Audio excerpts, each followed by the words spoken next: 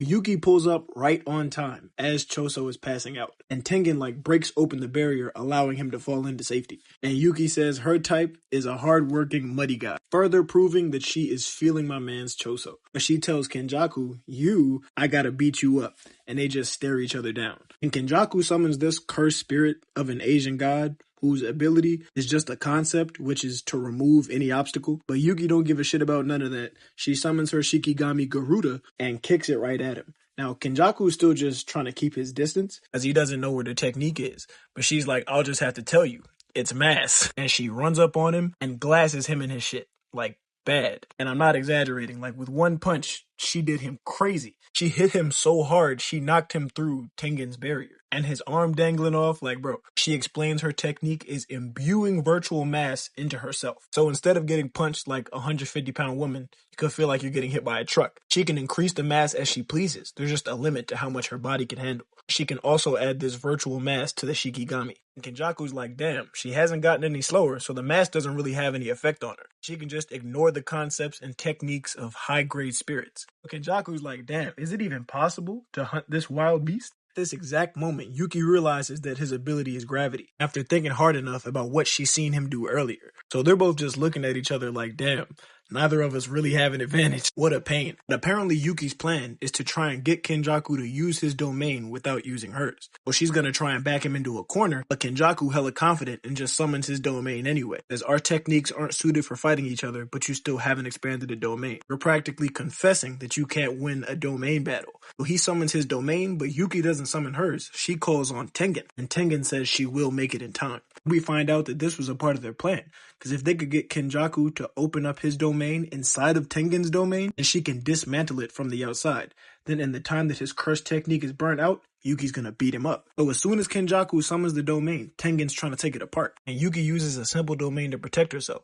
But Kenjaku feels disrespected, did you really think that shit would stop my domain from getting you? And Yuki says, hurry up, Tengen, as she's rushing at him. And as she's rushing him, Kenjaku realizes what they're trying to do. And Kenny's like, bro, I'm not the same as you, Tengen.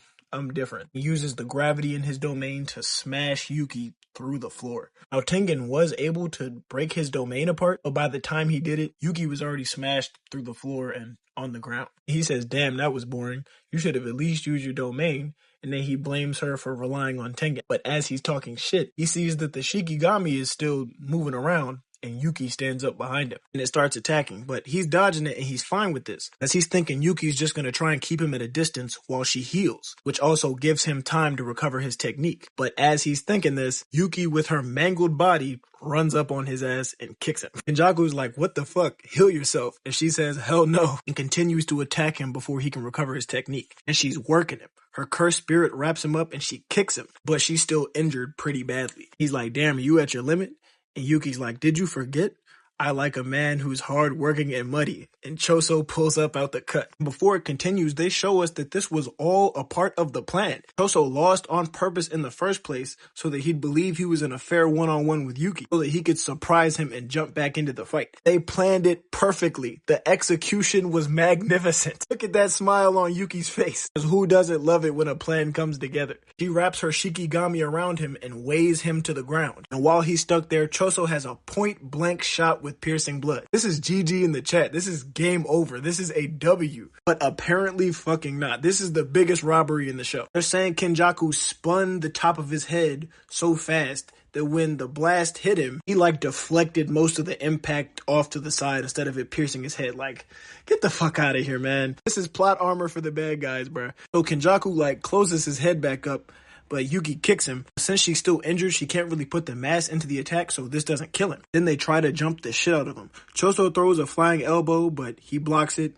And then Yuki throws an elbow and he blocks that too. So Choso grabs him and Yuki jumps back so she can heal herself and actually put mass into the attacks. But the second she activates RCT, the binding on Kenjaku weakens and he's able to escape. He flips out into the air, but Yuki's able to heal for the most part. So she just starts spamming Garuda, launching it at him and trying to crush him. He crushes the floor. Choso shoots piercing blood to keep him from jumping. Then she throws Garuda again while Choso comes from the other side. And just as they have him pinned, he uses his gravity technique and pins pins Choso to the ground along with the Shikigami. He got his technique back. Yuki starts rushing him because she remembers there's an interval after this attack where he can't use it. And he uses cursed manipulation and spirits to defend himself. But those aren't fast enough to slow her down. Like, they're not going to buy him enough time. So Yuki runs up on him, trying to take advantage of this opportunity. Throwing haymakers, just trying to catch his ass. But he makes a mini Uzumaki right in front of her and blasts right at her.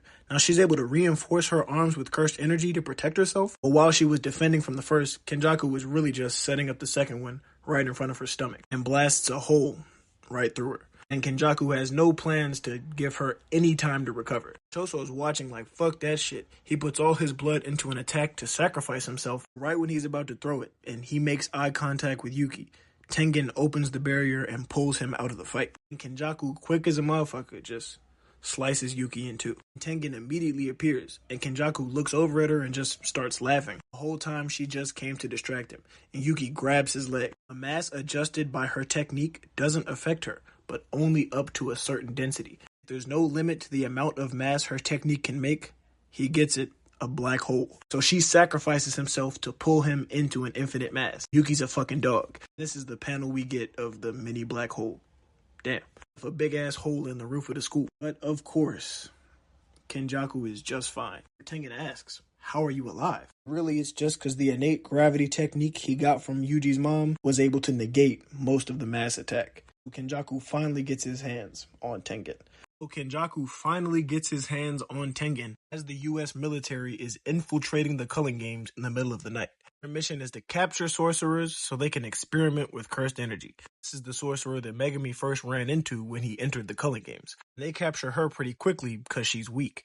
They take her and regroup with the rest of the company. The other part of the company, led by this lady, wasn't able to capture the guy they were chasing. They had to kill him because he was too strong. Turns out it was the propeller guy that Yuji fought before. But this lady starts to put the picture together that there are levels to sorcerers, and that they've been running into weaker ones. So there are probably stronger sorcerers that they can't handle. And as she's saying this, Sparky Boom sorcerer is blowing up a whole company. It cuts over to Kenjaku and Uoame, who are talking about his plan, using the soldiers as a sacrifice, because even non-sorcerers release a large amount of cursed energy at the moment of death, even if these humans aren't from Japan. Kenjaku wasn't focused on making sorcerers kill the humans. He filled the Culling Games with cursed spirits that roam around at night. The soldiers walking around right now are like lambs to the slaughter. As this is all happening, Angel figures out that Kenjaku just set up a one-sided massacre of non-sorcerers, because she can sense the regular people entering the Culling Games. But Yuji and everybody starts running to try and help them. As they're taking off,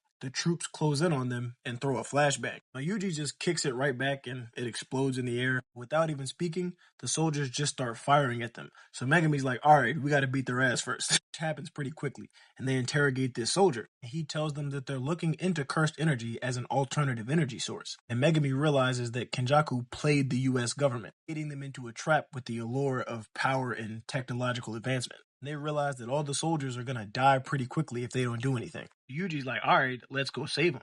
But Angel inside of Hana says no, and they start arguing. Angel says there's no point. There's already enough cursed energy gathered. And Yuji says, so what? I'm telling you it's pointless. Whether you save the soldiers or not, the result won't change. He says it again. So what? Angel says, I coexist with Hana. Her risks are my risks. Don't drag her into a pointless battle. Yuji says, we weren't allies or anything in the first place. We can do it ourselves. Don't order us around. I never trusted any of you. This causes a moment of silence. Megami doesn't say anything, and Angel doesn't respond at all. Hannah's like, were you talking to Angel or to me? She's disgusted by how mistrusting Yuji is of them. They don't understand that he's been living with Sukuna inside of him, trying to mislead him and trick him at every turn. It cuts over to a soldier being hung by a hook by this cursed spirit, baiting these other cursed spirits down here. They're just having a good old time and a good ass meal, I guess. And another soldier gets captured and he's like, damn, I'm a soldier. I've always been prepared to die. I knew someday I might die, but this isn't right. I'm not trying to go out like this. But as he's saying this, like in the face of death, Angel pulls up and saves the guy. Blasphemous work by Gege right here. But bro is just happy he made it. We see Megami and Yuji talking about what he said earlier. That's just not like you. You don't seem to mean what you said. When you said any of you, you meant Angel and Sukuna, right? Yuji just says after reuniting with him, the thought of Hana replacing Nobara scared him. Megami, of course, says, don't be stupid. Yuji says, I'll apologize later. And while they're talking, Angel pulls up with a smile and says, "Don't you have something to say to me?" Everything is cool beans. Everybody's cool.